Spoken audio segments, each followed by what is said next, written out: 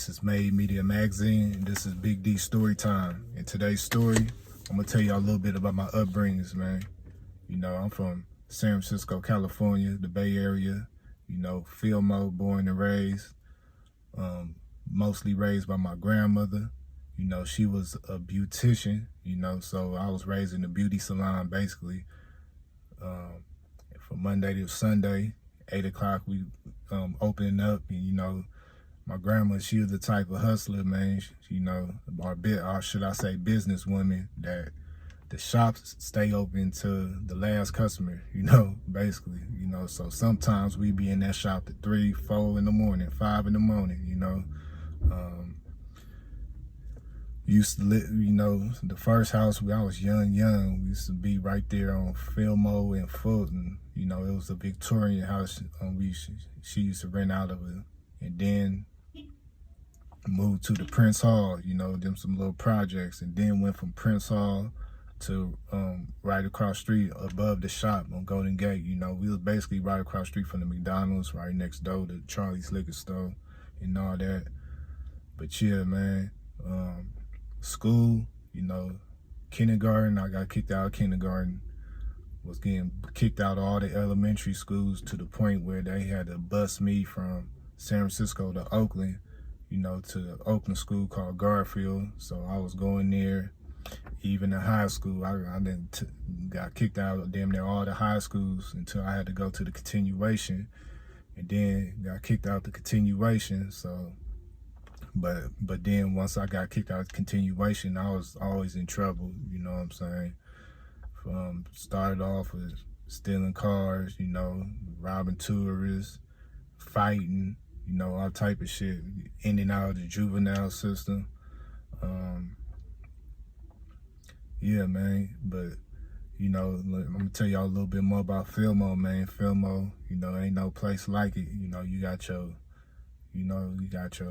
hustlers, you got your pimps, you got your gangsters, you got everything in Fillmoe. And back then, you know, the whole community was black. You know what I'm saying? The only thing that wasn't black in the community was the store owners. You know, we even had black store owners back then, but, you know, a couple of them was Arab and all that.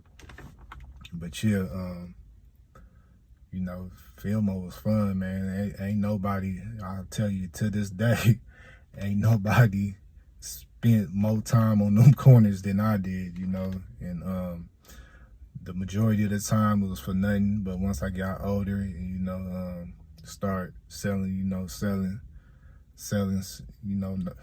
dope, basically, you know, I don't do none of that stuff no more. But, you know, I'm just telling y'all a little bit about my past. Always been a hustler, you know. But yeah, man.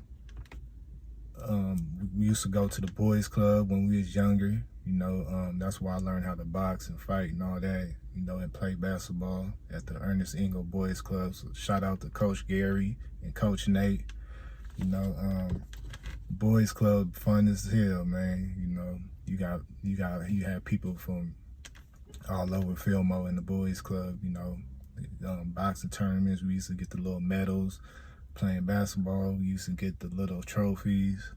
You know, it's a good thing, man. You know, the boys club still going today. I think they moved locations, but, you know, it's still Coach Nate, you know.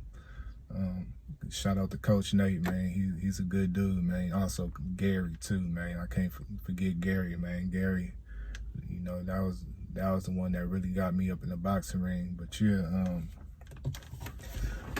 yeah, and then also in Fillmoe, we got a lot of rappers, man. A lot of rappers from back in the day to now, and all dope. I think we got the dopest rappers, you know, in the Bay Area, period. You know, probably in the whole California. But, you know, I grew up listening to Rapping Forte, Kilo, JT the Bigger Figure, of course, San Quinn, you know, Black Nate, shit. I mean, there's so many rappers, man. Ivlo,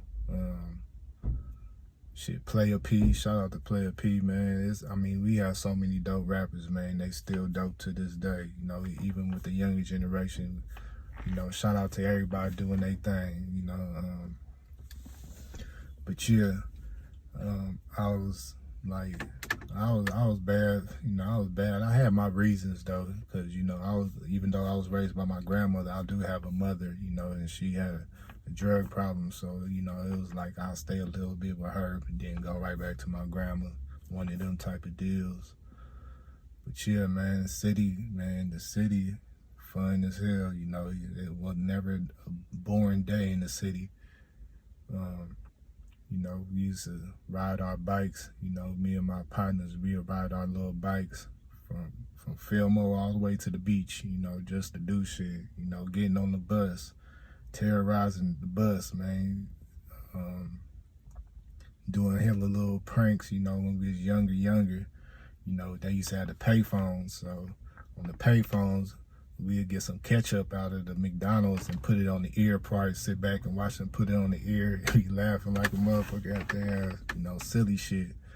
But yeah, man, I started getting in trouble though, in a lot of trouble, stealing cars, doing all type of shit, in and out of juvenile, you know what I'm saying?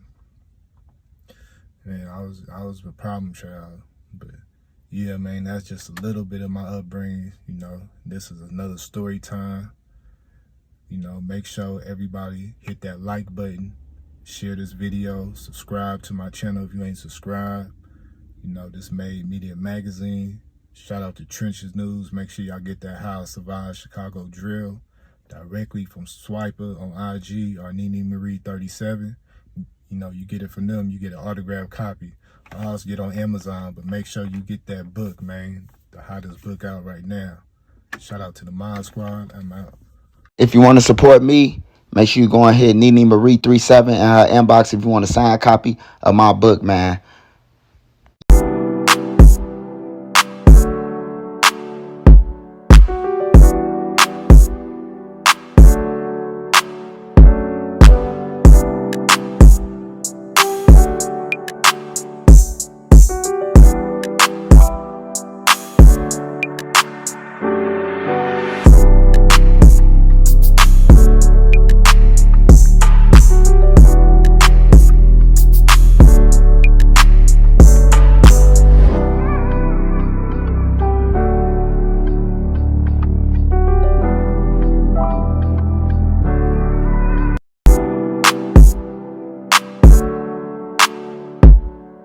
Turn me up.